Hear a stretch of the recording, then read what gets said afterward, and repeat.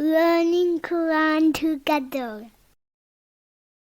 बिस्मिल्लाह अल्हम्दुलिल्लाह वस्सलातु वस्सलामु अला रसूलिल्लाह। आज से हम सूरह अल-मुमिनून शुरू करेंगे। सूरह अल-मुमिनून मक्की सूरत है और इसमें 6 रुकू 118 आयात हैं। बिस्मिल्लाहिर्रहमानिर्रहीम। कद अफलाहल मुमिनून, यकीनन मोमिन कामयाब हो गए। अल्लाह ताला ने ईमान वालों को फलाह की बशारत दी है कि ईमान वाले कामयाब हो गए, उन्होंने फलाह पाली, दुनिया और आखिरत की भलाइयाँ समेट ली। फरमाया व बशिरिल मुमिनीन बि अन्ना लहुम मिनल्लाहि फज़लन कबीरा, और आप मोमिनों को खुशखबरी दे दें कि यकीनन अल्लाह ताला की तरफ से उनके लिए बहुत बड़ा फ़ज़ल है। सूरह अल-अहज़ाब 47। फलाह से मुराद ऐसी कामयाबी है जो किसी को अपने अमल और अपनी मेहनत के नतीजे में मिले। फलाह कुरान पाक में कसरत से इस्तेमाल हुआ है। अज़ान और अकामत में मुसलमानों को दिन में 5 दफ़ा फलाह की तरफ बुलाया जाता है और इसके मानी ये है कि हर मुराद हासिल हो और हर तकलीफ़ दूर हो। अल्लाह ताला की नज़र में फ़लाह आखरत की कामयाबी है, अल्लाह की रहमत, मग़फ़िरत और जन्नत का मुस्तहिक बन जाना है। ईमान वाले अपना मतलूब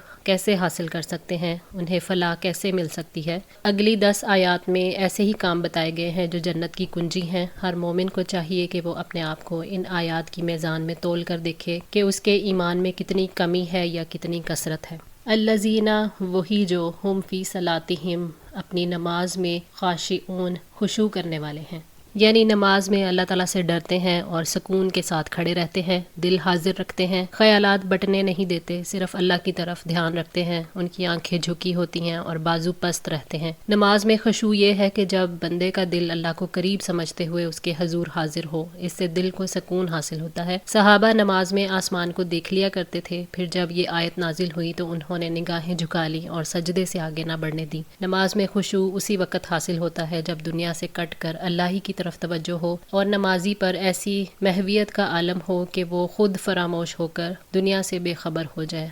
अब उसे नमाज में राहत और ठंडक महसूस होगी। हज़रत आयशा रज़ी अल्लाह तआला अन्हा ने बताया कि मैंने नबी सल्लल्लाहु अलैहि वसल्लम से नमाज में इधर उधर देखने के बारे में पूछा तो आपने फरमाया कि ये तो डाका है जो शैतान बंदे की नमाज पर डालता है। सही बुखारी 751। हज़रत आयशा रज़ी अल्लाह तआला अन्हा कहती हैं कि नबी सल्लल्लाहु अलैहि वसल्लम ने ऐसी मुनक्कश चादर में नमाज पढ़ी जिसमें नक्श थे तो आपकी नज़र उसके नकूश की तरफ पड़ी। फिर जब आप नमाज से फारिग हुए तो फरमाया कि इस चादर को अबू जहम के पास ले जाओ और मुझे उसकी सादा चादर ला कर दो, क्योंकि इस चादर ने अभी मुझे मेरी नमाज से गाफिल कर दिया था। सही बुखारी 373। नमाज में बंदा अपने रब से मुनाजात करता है और गफलत में की गई बात या कलाम मुनाजात नहीं। इसीलिए कहते हैं कि बगैर खुशू के नमाज बगैर रूह के बदन की तरह है। खुशू से दिल की सख्ती दूर होती है और शैतान खुशू वाले दिल के करीब नहीं आता। इंसान पर खुशू की कैफियत तभी तारी हो सकती है जब वो ये शऊर जहन में बिठा ले कि वो रब को देख रहा है या ये कि रब उसे देख रहा है। खुशू की वजह से इंसान को फिर करार नसीब हो जाता है। वल्लज़ीना, और वही जो, हुम अनिल लगवी, लगव बात से, मुरिदून, मुंह मोड़ने वाले हैं। लगव हर उस काम को या बात को कहते हैं जिसमें कोई फ़ायदा न हो और उसमें दीनी या दुनियावी नुकसान हो। यहाँ लगव से मुराद वो कलाम है जिसमें कोई भलाई और कोई फ़ायदा ना हो। ईमान वाले अपने आप को लगव, बेहुदा और बातिल बातों से बचा कर रखते हैं। जब किसी लगव चीज़ से यानी बेकार बातों और कामों से उनका गुजर होता है तो वकार के साथ गुजर जाते हैं। अल्लाह ताला ने ऐसे ही मोमिनों की तारीफ़ की है। वल्लज़ीना ला यशहदून ज़ूरा व इज़ा मर्रू बिल्लग़वी मर्रू किरामा, और जो लोग झूठ में शामिल नहीं होते और जब किसी बेहुदा काम पर से गुजरते हैं तो शराफत से गुजर जाते हैं। सूरह अल-फुरकान 72। नबी सल्लल्लाहु अलैहि वसल्लम ने मुआज़ बिन जबल रज़ी अल्लाह तआला अन्हु को नसीहत करते हुए फरमाया, क्या मैं तुम्हें उस चीज़ के बारे में आगाह न करूं जिस पर इन सब चीज़ों का दारोमदार है। वो कहते हैं, मैंने अर्ज़ किया, जी हाँ ज़रूर बताएं। आपने अपनी ज़ुबान पकड़ी और फरमाया, इसको अपने काबू में रखो। जामिआ तिर्मिज़ी 2616। अहले जन्नत के बारे में भी अल्लाह ताला ने फरमाया, ला यस्माऊन फ़ीहा लगवम वला तअसीमा इल्ला कलीलन सलामन सलामा, ना उसमें वो बेहुदा गुफ्तगू सुनेंगे और ना कोई गुनाह में डालने वाली बात मगर ये कहना कि सलाम है सलाम है। सूरह अल-वाक़िया 25-26। लगव से एराज़ करने से मुराद ये है कि इंसान का अपनी ज़िंदगी और अपने इंजाम के बारे में सीरियस हो जाना, बेफ़ायदा मुशागिल को हलाक करने वाला काम समझ कर उनसे अपने आप को बचाना, बेकार वक्त ज़ाया करने से खुद को बचाना। और इससे मुराद ये भी है कि उनकी तरफ तवज्जो भी ना की जाए। والذین اور وہی جو ہم للزکاۃ فاعلون زکوٰۃ ادا کرنے والے ہیں، یعنی مال کی مختلف جنسوں کے مطابق اس کی زکوٰۃ ادا کرتے ہیں، اپنے آپ کو گندے اور برے اخلاق سے پاک کرتے ہوئے، جن کو چھوڑنے اور جن سے رکنے سے ہی نفس پاک ہوتے ہیں۔ بس وہ نماز میں خشوع کا اہتمام کر کے اپنے خالق کی اچھے طریقے سے عبادت کرتے ہیں اور زکوٰۃ ادا کر کے مخلوق کے ساتھ احسان کا رویہ اپناتے ہیں۔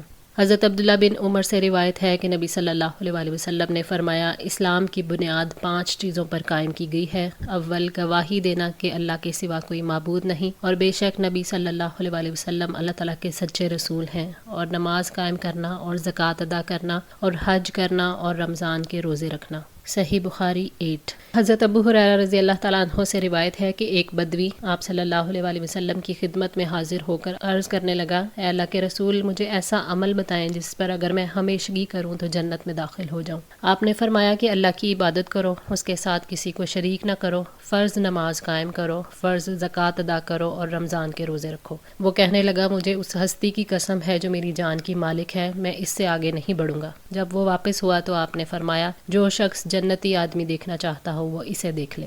صحیح بخاری 1397۔ اسی طرح حضرت ابو ہریرہ بیان کرتے ہیں کہ آپ نے فرمایا، اللہ جسے مال دے اور وہ اس مال کی زکوٰۃ نہ دے تو اس کا مال قیامت کے دن اس کے لیے ایک گنجے سانپ کے ہم شکل کر دیا جائے گا، جس کے منہ کے دونوں کناروں پر زہریلا جھاگ ہوگا۔ وہ سانپ قیامت کے دن اس کے گلے کا توق بنایا جائے گا، پھر اس کے 2 جبڑوں کو ڈسے گا اور کہے گا، میں تیرا مال ہوں۔ پھر آپ نے سورہ آل عمران کی آیت نمبر 180 کی تلاوت فرمائی کہ جو لوگ ان چیزوں میں بخل کرتے ہیں جو اللہ نے ان کو اپنے فضل سے دی ہیں، وہ یہ نہ سمجھیں کہ یہ روش ان کے لیے بہتر ہے، نہیں بلکہ یہ ان کے لیے بہت ہی بری ہے، اور جس چیز میں انہوں نے بخل کیا اس کا انہیں قیامت کے دن توق پہنایا جائے گا۔ صحیح بخاری 1403۔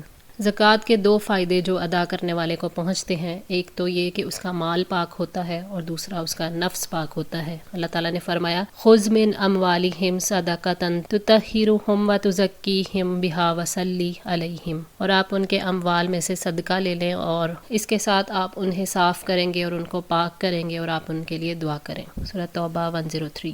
والذین اور وہی جو ہم لفروجہم حافظون اپنی شرمگاہوں کی حفاظت کرنے والے ہیں۔ شرمگاہوں کی مکمل حفاظت سے مراد ان تمام کاموں سے اجتناب کرنا جو زنا کی طرف لے جاتے ہیں۔ شرمگاہوں کی حفاظت کرنے سے انسان کی روح پاکیزہ رہتی ہے، انسان کا خاندان پاکیزہ رہتا ہے، معاشرہ صاف رہتا ہے، اس کے فرد، خاندان اور معاشرہ گندگی سے بچے رہتے ہیں۔ اس کی وجہ سے انسان بدکاری سے محفوظ ہوتا ہے، معاشرے سے بے حیائی ختم ہوتی ہے اور انسانوں کے نسب بھی محفوظ رہتے ہیں۔ اللہ تعالیٰ نے فرمایا، وَلَا تَقْرَبُوا الزِّنَا إِنَّهُ كَانَ فَاحِشًا وَسَاءَ سَبِيلًا، اور زنا کے قریب بھی نہ جاؤ، یقیناً وہ ہمیشہ سے بڑی بے حیائی ہے اور برا راستہ ہے۔ سورہ بنی اسرائیل 32۔ آج کے لیے اتنا ہی۔ دعا ہے اللہ تعالیٰ ہماری اس کوشش کو قبول فرمائیں، ہماری غلطیوں کوتاہیوں کو معاف فرما کر ہماری اصلاح فرمائیں۔ جزاکم اللہ خیر، والسلام علیکم ورحمۃ اللہ وبرکاتہ۔